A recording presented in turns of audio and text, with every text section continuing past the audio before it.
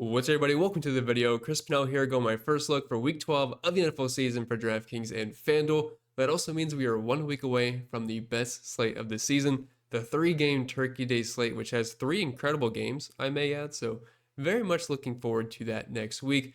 But either way, we are here taking a look at Week 12, and this will be more of just a casual video looking at the matchups, looking at the prices, and then we'll try to slop together a lineup as we talk through it. And we'll have the more updated thoughts once we know all the injury situations on Saturday morning, going game by game, talking cash games, tournaments, and running the optimizer. So if that all sounds fine and dandy to you, do me a favor, make sure you like down below. Scratch if you're brand new. Let's dive right into it. And really quick, let me sell my soul. But if you want to check out the website that I built, I did do a complete reskin of it. I think it looks a little bit more appealing on the eyes. But you can check it out in the link down in the description or the pinned comment for cpendfs.com. Has projections, data, optimizers for DraftKings and FanDuel. Tons of stuff here for NFL that I think you will find helpful. It's the only thing I use each and every single week myself. And it's been a fantastic season. So if you want to come in and check it out, you can get the first week for free. Just make sure you use the link down below. And as always, we'll start with the quarterback position. And we have Drake May as the most expensive quarterback on this slate. Heading into the season, I did not think we'd ever see where Drake May is more expensive than Jalen Hurts, Lamar Jackson, and Patrick Mahomes, but here we are. And once again, the pricing is very soft on quarterbacks, meaning we can kind of build around whatever we want. Quarterback pricing has gotten so much softer on DraftKings this season. FanDuel has basically stayed the same, and we were paying $9,000 for Jalen Hurts this week compared to $6,600 on DraftKings. I realize the salary cap thing is different and everything, but the pricing has definitely been a little bit more steeper on FanDuel at times. I believe it has been this year, but lots of good matchups here. And as you can see, some pretty high implied team totals. Also, I don't know, do you like light mode better or do you like dark? I personally think the dark mode looks a little bit better, but if you have a big problem with it, let me know. But Drake May gets a great spot here versus Cincinnati. They are one of the worst teams defensively, whether it be versus the run or versus the pass. Drake May is having an MVP season so far. They will be on the road in Cincy, but still 8.5 point spread in their favor, 30.5 implied team total, 49.5 point over under in this one. We know Joe Flacco is good enough to sling the rock around. Now, unfortunately, it looks like Jamar Chase is going to be out. He is appealing the suspension, but I think we all saw the video. He spit right on him. So I'm assuming we're going to be without Jamar Chase. Now, that does hurt the Bengals' upside, but T. Higgins is no slouch. He can still be a very good wide receiver one to hopefully keep this game at least a bit in check. Joe Flacco slinging the ball around, but Jamar Chase being out definitely does hurt that a bit. But if you are playing Drake May, you're looking at Stephon Diggs. Maybe Booty will back, maybe he won't be. But Matt Collins, Demario Douglas, Kyle Williams, the rookie, we saw him catch a bomb. I believe that was versus Tampa. Hunter Henry, it's very easy to double stack with him, and you are not breaking the bank either way. Patrick Mahomes comes in at $6,800. This will be a very big AFC game, and this is kind of crazy to say, but a must-win game for Kansas City. It's definitely a team that will be a force in the AFC playoffs. At least it looks like it as of right now. Things can change to close out the season, but this is hopefully a get-right spot for Kansas City after dropping one on the road in Denver. Playing at home at Arrowhead, facing off the Colts, 3-point spread in their favor, 50.5 over under, 27.5 implied team total. The only issue with Mahomes is sometimes it's kind of hard to know who to stack with him, but if you are double stacking, I think the clear-cut choices, of course, are going to be Rashee Rice and Travis Kelce, who did have a nice touchdown last week. So I'm fine with Mahomes. I like the price on FanDuel. Obviously, it's way too early in the week for me to have run projections. I usually do that on Wednesday night or Thursday morning, just try to gather a little bit more data. But $8,100 for a high-scoring game, that looks pretty good. I could see Mahomes being fairly chalky over on FanDuel. Lamar Jackson, I like the spot versus the Jets. I know they've pretty much given up on the season so far. Comes in at $6,700. My only concern is that they're a 13.5 point favorites. They're playing at home, 30.5 applied team total. The Jets are probably just not going to be too much resistance here for the Baltimore Ravens. Now, I know the Cleveland Browns almost won that game versus Baltimore, but that was on the road for them. And also the Browns defense, I'd say, is a little bit more stingy than the New York Jets. So I think Lamar will be fine, but I do wish he was playing a team that would push him a little bit more, but this should be a good get-right spot for him after they definitely looked a little lackluster versus the Browns in Cleveland.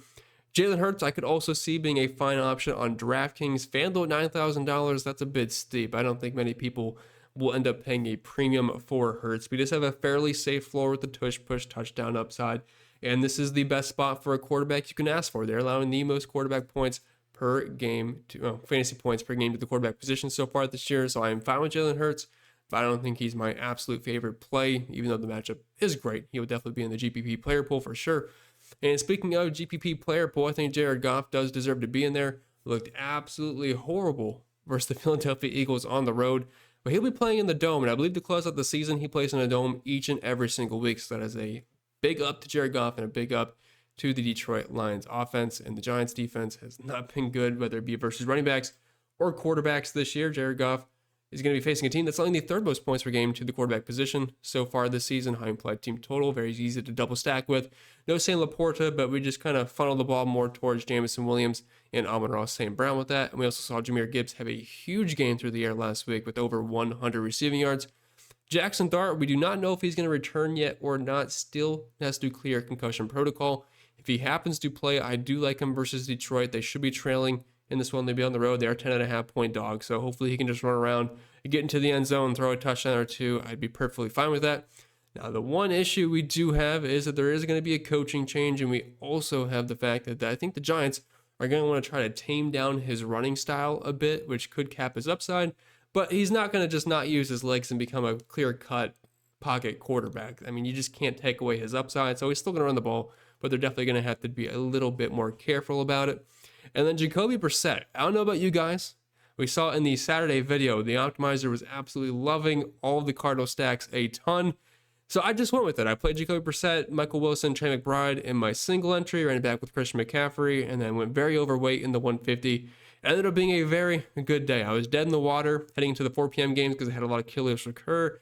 I had Wan'Dale Robinson, I had Jalen Warren, and I think we all know how that ended, but those guys completely saved my day and ended up actually being very close to some very high scoring lineups. So shout out to Jacoby Brissett. I think he completed 47 passes last week, and they're going to be at home once again. Still a solid total here at 47.5, 2.5 point spread with them being dogs. And the Jacksonville Jaguars are actually allowing the 5th most points per game to the quarterback position. I don't know if Marvin Harrison is going to be back yet or not. I'm kind of hoping he is out because honestly, I don't think Marvin Harrison would have done what Michael Wilson did last week, and I would rather just play Michael Wilson and Trey McBride again and move on with my day. All right, let's pick a quarterback here, and as you all know, we like to double stack here for this example build, and then we'll run it back with somebody from the opposing team. Is that the only way you can build? No. Is that how I like to build, just to show an example on here? Yes. And also don't steal this lineup because you shouldn't use it because it's on Tuesday when I'm building this. All right, so let's pick a quarterback here. I believe I had 6 or 7 in the early player pool. Now, of course, that could change, but I want to roll Jared Goff here. I like the Detroit Lions at home. Should be a nice bounce back spot after just a horrible outing from Jared Goff and company, besides Jahmyr Gibbs and Jamison Williams. Shout out to them, but it was a pretty putrid day, especially for Jared Goff. So roll double stack, should be pretty easy to do that, and then we'll find somebody cheap on New York to run it back with. And moving on to running backs, I want to point out there is several really good running backs up top that are not on here. Not saying you can't play them. I'm just trying not to list every single guy. So Jonathan Taylor, Bijan Robinson, Saquon Barkley. Can you play them? Sure. But as of right now, I am leaning Jahmyr Gibbs as my current favorite. Has a really nice floor with his reception upside. Plus, the Giants are allowing the 3rd most points per game to the running back position so far this year. I think the Lions should have a huge day offensively, have the highest implied team total of the week. I'll take the RB1 on that team. And if you are playing Jared Goff like we have in this lineup, you can still use Jahmyr Gibbs. And honestly, I am considering just a full onslaught of the Detroit Lions, run it back, and then hopefully the Giants guy can just scrape together some points as they play from behind. Because as we've seen from the Detroit Lions, they will go the entire game and usually don't let off. Derrick Henry, I don't like playing Derrick Henry personally. I'm not one to do it. If you're going to, though, I think this is a decent spot versus the Jets as a 2-touchdown favorite, high implied team total. If he can barrel his way into the end zone once or twice, I think he'll be happy with the output. Honestly, though, I'd rather find the extra few $100 for Jahmyr Gibbs personally because he does have a bit of a better floor. Trevion Henderson, we do not know the current status of Ramondre Stevenson. Even if Stevenson is back, I think Henderson has at least proved that he should definitely get more work than we have seen in previous weeks before the injury when he was just barely getting used at all. I'm just praying to sniff the field at least. But he has been very good fantasy-wise. I know he wasn't like super efficient the week prior versus the Jets, but he did have 3 touchdowns when coaches like that. But assuming he gets the bulk of the work this week, I mean, you can't ask for a better spot than Cincinnati. They're going to be on the road, but a high implied team total. He's usable in the passing game. He's been great on the ground. They're going to give him the opportunity.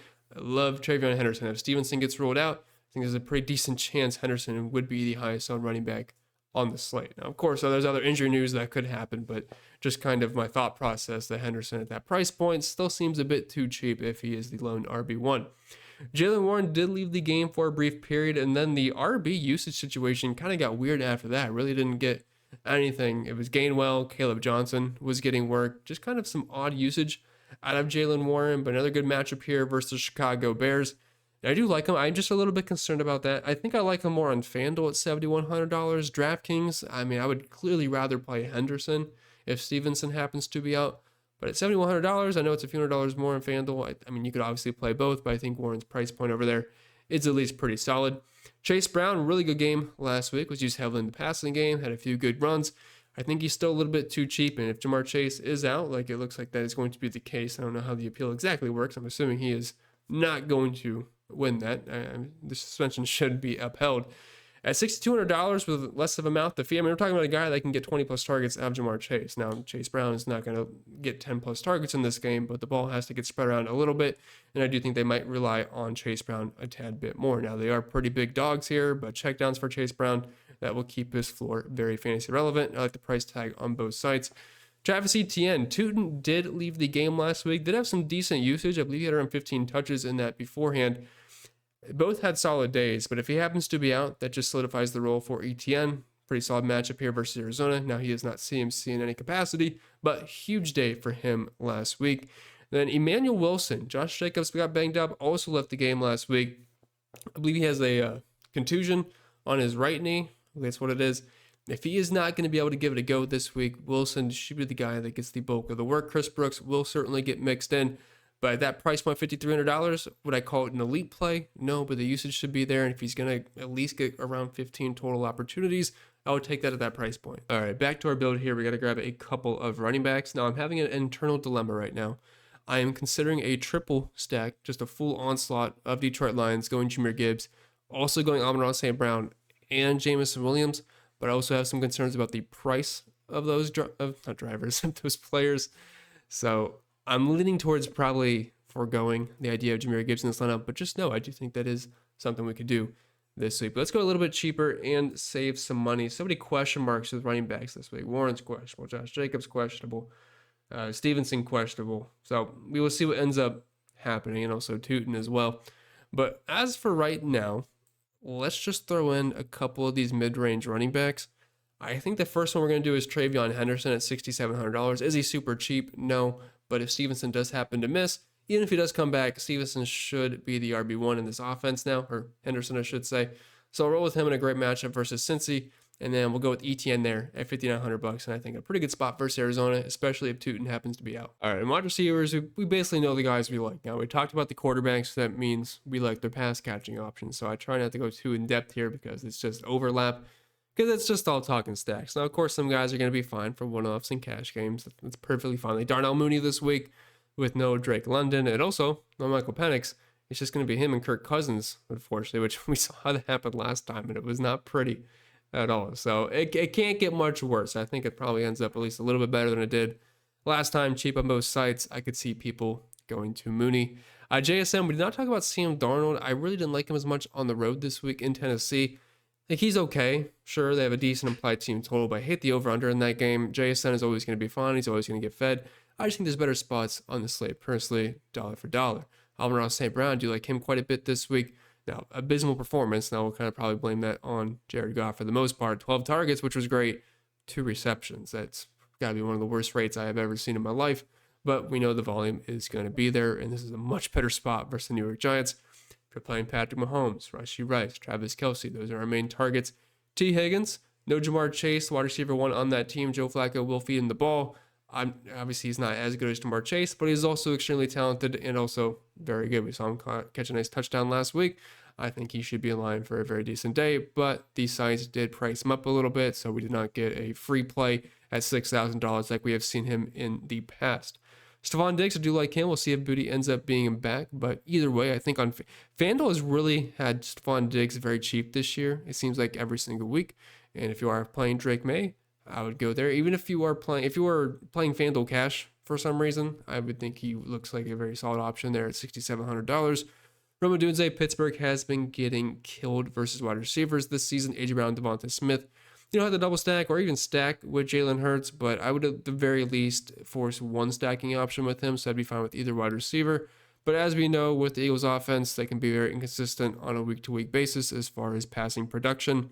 Jameson Williams, throw him in there with Amon-Ra St. Brown, but the floor is much lower, but the ceiling is as high as anybody on this list, if we're being honest. And with no Sam Laporta, I think it kind of builds his floor a bit. Wandale Robinson, very disappointing week last week with Jameis Winston. I'm going to hope Jackson Dart is back.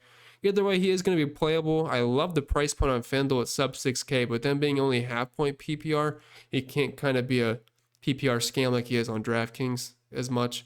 Still a solid play. He was chalky last week, and with him disappointing, maybe that does lead to lower ownership.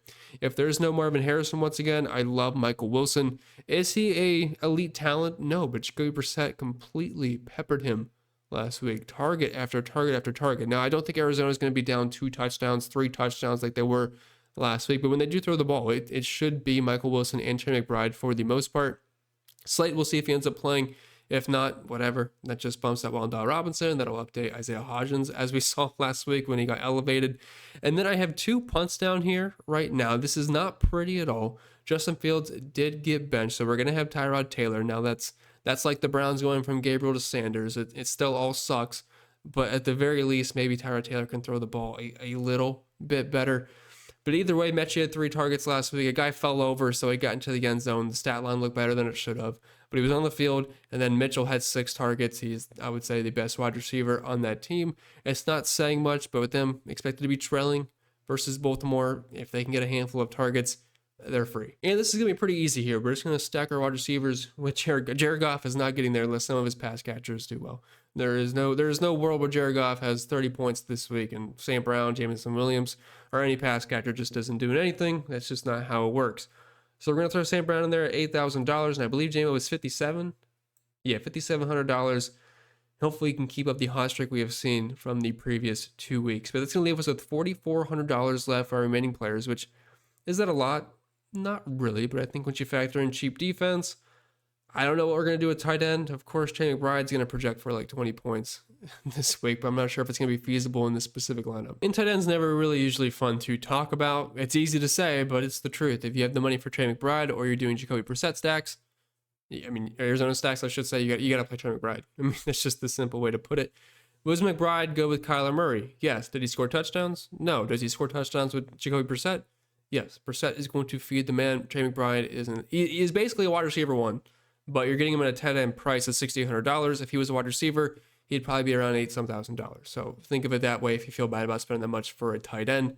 Brock Bowers, also very good. He's going to get Cleveland this week. Now, they are going to be at home. The Cleveland Browns defense plays much better at home than they do on the road. I'd honestly rather just spend it for Trey McBride. Personally, I like that offense a bit better, but there is nothing wrong with Bowers as a consolation prize, and $1,100 cheaper on FanDuel. If you cannot afford the elites of the elites, you're stuck with this group, basically. Now, Travis Kelce kind of is in his own tier before we get into just the rest of these plebs, but I do like him in this game versus Indianapolis Colts. They've not been that great versus tight ends. This should be a high-scoring game. Kelce, Rice, Mahomes, I like that trio quite a bit. Like Brissett, Trey McBride, Michael Wilson. I think it's just a really nice all-around 3-man stack there. After that, we do get Kyle Pitts, who is free on FanDuel. I can see him being fairly chalky over there. We're going to have Kirk Cousins. We're not going to have Drake London. Probably going to see some decent ownership over there. Does it ever feel good playing Kyle Pitts? No. Does it usually work out? Also, no. Are we probably going to do it anyway? Probably. I don't know why, but we're probably just going to. He's going to project well. But just expect disappointment, unfortunately. Dallas Goedert, if you're just using pieces with Jalen Hurts, Theo Johnson, if Jackson Dart plays, I like getting to some of him in stacks. We will see. Brock Wright, I know the results, I should say, looked putrid. I had a ton of him on Showdown. He had 7 targets. Now, not the Dolphins, the Detroit Lions, going to have to throw like that and play from behind this game. No, probably not. But if you're just seeing 8 yards for Brock Wright and thinking he wasn't involved, no, he was on the field. He was running routes. Is he as good as Sam Laporta? No. But can he get a touchdown in the red zone? Yes. He's $3,000. If you're looking for a cheap stacking option with Jared Goff, by all means, $3,000 is not going to kill you if he just gets a handful of points. Plus, the upside is there. Harold Fannin, I hate playing Browns. I mean, Shadir Sanders is going to be the quarterback, it looks like, this week with Dylan Gabriel dealing with a concussion. Is that an upgrade? Well, he did have one nice ball to him, and that's about one more nice ball than I've seen Dylan Gabriel throw in about a month. So that could be a bit of a positive. And this is a soft spot versus Las Vegas, much easier than Baltimore. So I think he's at least got to be in the pool. Okay, let's finish this build off. We have 4 spots left. We're just going to head to defense really quick and see the cheapest one that I don't think gets annihilated. I do think that probably does happen for the Jets, probably for the Giants, fair chance for the Bengals, but the Titans, I feel like everyone wants to play the Titans every week. They're cheap. They're at home this week. It's, they're not in the dome. That's the one positive thing. We get Sam Darnold on the road. He can make mistakes. I know he's been very good this year overall, but we have seen him be a little bit shaky in previous weeks. There's no chance to play the Colts on the road in KC. So honestly, I think that might have to be the move. The Saints are the next one. They are playing at home versus Kirk Cousins, but no Drake London. I can see that being potentially okay. Even the Browns at $2,900. I wish they were at home, though, is the thing. Probably be more expensive there. But let's just throw the Titans in. We're probably going to need the salary, $2,300. It freezes up a little bit. So our next question is, do we run this back with Wan'Dale Robinson? I don't know if Darius Slayton's going to play or not. Or we also have Theo Johnson at tight end. I feel like we could leave the wide receiver 3 spot out. We'll go Theo Johnson. I feel like I've had Wan'Dale Robinson in these videos like the past month now, so I just want to switch it up a little bit. So we'll play Theo. He's fine, whoever quarterback happens to be under center. Leaves us with 56.50 left. Now we could... Okay, we have exposure to Detroit. We have exposure to... not really any game stacks else in there. I mean, we have ETN. We could run it back with like a Michael Wilson if we wanted to. I don't know how expensive he is. Let me see. I think he's 48, if I remember correctly. And this would be under the assumption that Marvin Harrison happens to be out. Once again, we also have Darnell Mooney with no Drake London. So that's actually 2 pretty good options there. If we just plug in Michael Wilson, so then we get a little bit of Jacksonville, Arizona correlation there, that leaves you with 6,500 left, which is actually a fairly good range. You have Javonte Williams. I don't love the spot versus Philly personally. We have Stephon Diggs. We already have Travion Henderson, but I don't think it's a big deal to load up on the 2 main guys on that team with a 30.5 implied team total. Chase Brown, Zay Flowers, Chris Olave. And of course, you could take it out for Darnell Mooney if you want. If we wanted to switch that up and go with, say, Wan'Dale Robinson instead, he's a little bit more expensive. Tight end, though, the thing is, I don't really know who we'd put in. Maybe Kyle Pitts. At least $5,600 left in the flex spot. But I kind of liked the way it looked beforehand. But if Emmanuel Wilson happens to be the starter, you could go that route as well. But there's quite a few ways you can go. But I think the main component of this lineup, Jared Goff, double stack with Amon-Ra St. Brown, Jameson Williams, run it back. I guess we should probably put Theo Johnson back in there. And then you can take your pick of like a low to mid-range wide receiver 3. And then the flex spot, you're kind of in a pretty decent spot, honestly. But with that being said, that's all for you guys this week. So I hope you enjoyed. If you did, or even if you didn't, make sure you leave a like down below. Subscribe to the channel for brand new. If you have any questions, comments, concerns, leave them down below. I'd be more than happy to answer them. We wish you the best, and I'll see y'all next time.